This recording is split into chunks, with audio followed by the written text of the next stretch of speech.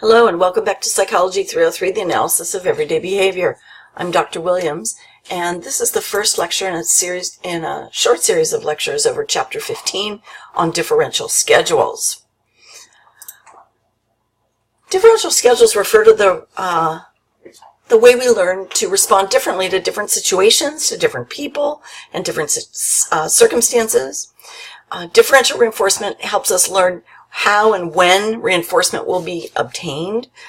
So there are some good examples, simple examples. Stopping at an intersection when the light is red and then proceeding through that intersection when the light turns green means that we respond differently to the red, green, and the light, and the red light and the green light. Taking an umbrella out when the forecast is for rain and taking sunglasses with you when it's sunny shows that you're responding differently to different circumstances or different situations. And hopefully that you take notes in class or take notes when you're working on your lecture notes, but not when you're on a date. So differential reinforcement involves the use of selective reinforcement for one behavior and not for other behaviors.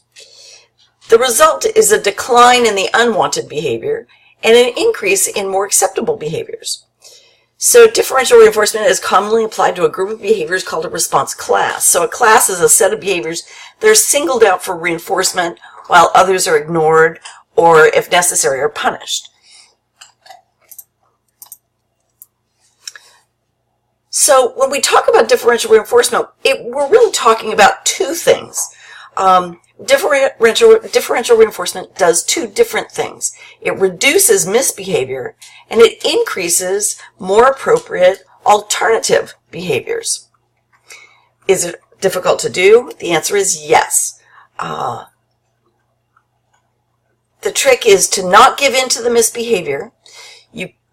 You must not let the misbehavior produce the old reinforcer. Once you start this process, there's no going back to the old inappropriate contingency where the misbehavior produces reinforcement. So here's an example.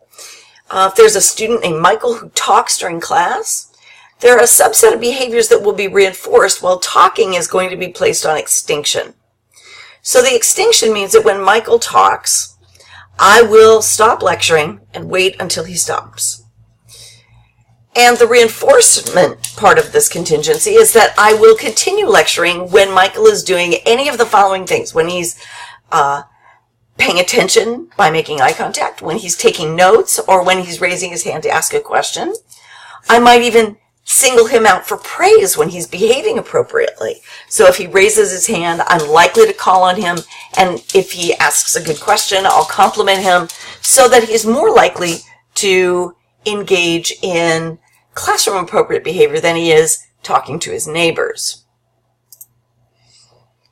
All right, so when it comes to differential reinforcement, the first thing we need to do is run our dead man's test, if you remember. If a dead man can do it, then it's not behavior, but if a dead man can't do it, then it probably is behavior. So I'm going to talk about differential reinforcement for other behaviors. And the question is, can you give reinforcement for not doing the target behavior? Well, the answer is no, of course not. You can't give a reinforcer for doing nothing. Dead men are great at doing nothing. And so you can't reinforce the absence of behavior. You have to give reinforcement for doing something other than the target behavior. So when it comes to differential reinforcement, we have to identify what it is that we're reinforcing. And if you're going to just say anything other than the misbehavior, then you need to identify what those other behaviors are, or more commonly with differential reinforcement of other behaviors, the DROs, we identify periods of time. Periods of time with the absence of the behavior. So let me move down here. So when it comes to differential reinforcement, the older the behavior is, now that this behavior is no longer reinforced, it's going to go into extinction. So, and it's going to be resistant to that extinction. So you have to be careful because you're using extinction on part of this, on part of the differential schedule. It means that extinction is being used on the misbehavior. That old behavior no longer produces a reinforcer, and so you now have to reinforce something else. So with a DRO, the differential reinforcement is for other behaviors. They have to be engaging in something else, in some other behavior, set of behaviors. We don't define what they are, but they have to be doing something else. So if the problem is that Michael is talking in class, then if for 10 minutes, he is not talking to his friend, and is engaged in other behaviors, he will get a reinforcer. That's called a DRO, or the differential reinforcement of other behaviors. The next level up is called a DRA, a differential reinforcement of specific alternative behaviors. We'll talk about each of these, but the DRA is really where I choose what behaviors count for reinforcement, not Michael. The DRI, a differential reinforcement of an incompatible behavior, would mean that the behavior that is required for reinforcement prevents Michael from talking. It makes talking impossible.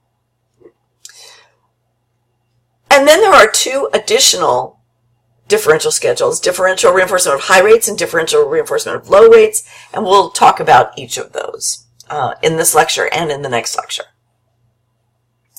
All right, so let's talk about the DRO. Typically with a DRO, we use time as the indicator of other behaviors occurring instead of the one that we're trying to get rid of. So if it is talking out of turn, then talking out of turn is placed on extinction. It gets no attention. It gets no reinforcers. Any non-disruptive behavior gets reinforced. So it could be taking notes. It could be paying attention. It could be raising his hand. But it could also be just sitting quietly and looking out the window, or talking with permission, or technically it could even be sleeping.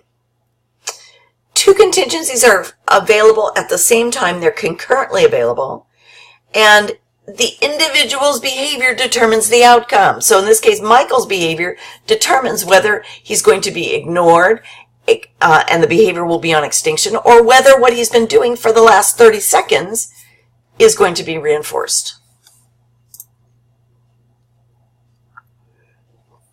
When we talk about differential reinforcement of other behaviors, the other behaviors mean that any behavior except the behavior you want to get rid of could be occurring. In real-world applications, the DRO is defined as delivery of a reinforcer if a specified time elapses without the designated response. So, and it assumes that other behaviors are happening instead. So reinforcers are basically given on a schedule every 30 seconds, or every 5 minutes, or every 15 minutes. In other words, the person can do whatever he or she wants to do as long as during the period that you're observing, the unwanted behavior doesn't occur. So then a reinforcer is delivered. Now there's a serious drawback or limitation to the DRO schedule. One is that the DRO schedule, if it is properly implemented, you could inadvertently reinforce behaviors that are also undesirable. So for example, instead of talking to his neighbor, Michael could be sleeping. That's also not a good behavior. But with a DRO, it would still get reinforced. Here's another example. No hitting. Claire may scream first to get the attention of a peer, and she may knock over materials that a peer was playing with. In either case, so long as she doesn't hit the peer, she still gets reinforced. Either way. So a fourth rule may have to apply. A decision must be reached before the intervention is begun that outlines first whether reinforcement will be given regardless of which behaviors other than the target behavior will be displayed. Second, whether reinforcement will be withheld when certain other inappropriate behaviors occur during the interval. In other words, you could identify a class of behaviors and put all of those behaviors on extinction while reinforcing other behaviors. So things like aggression. So she may not be hitting, but she's also not pushing or shoving or biting. So you could have all of them. And then third, if it's determined that the target behavior is too dangerous, then the DRO alone may not be sufficient to resolve the problem. You may need to step up to the next level, which includes a DRA, differential reinforcement for alternative behaviors, or a DRI. One of those may have to be implemented instead. I'm going to stop there because I want to keep these lectures short, and I'll see you in the next lecture. Have a nice evening.